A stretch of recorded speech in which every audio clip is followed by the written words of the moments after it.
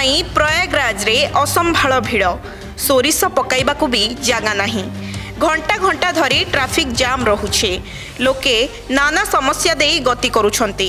ए नहीं भिड़ एवं व्यवस्था परिचालना पाई राज्य सरकार कुंभ मेला को विभिन्न जिल्लारू अधिकारी माननकु पठाइछंती।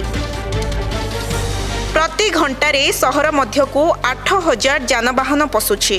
स्नान करिबा पाई श्रद्धालुंक भिड़ बढ़िबारे लागिछि।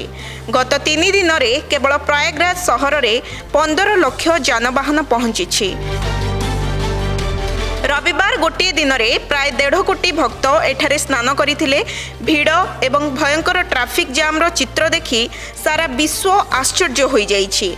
तथापि विश्वासर एही महान कुंभरे भक्तों प्रवाह थमिबार ना नेउ नाही। मौनी अमावास्या स्नान परे अधिकांश आखड़ा कुंभ छाड़िबा परे एपरी परिस्थिति सृष्टि हुए, किंतु एबेठारू एभली जाम समस्तंको चिंता बढ़ाई देइछि। बुधवार माघ पूर्णिमा स्नान रे आहुरी अधिक भिड़ जमिबार संभावना रहिछि। आज पर्यंत 45 कोटी अधिक भक्त बुड़ पकाई सारिछन्ते। ब्यूरो रिपोर्ट, सकाळ न्यूज।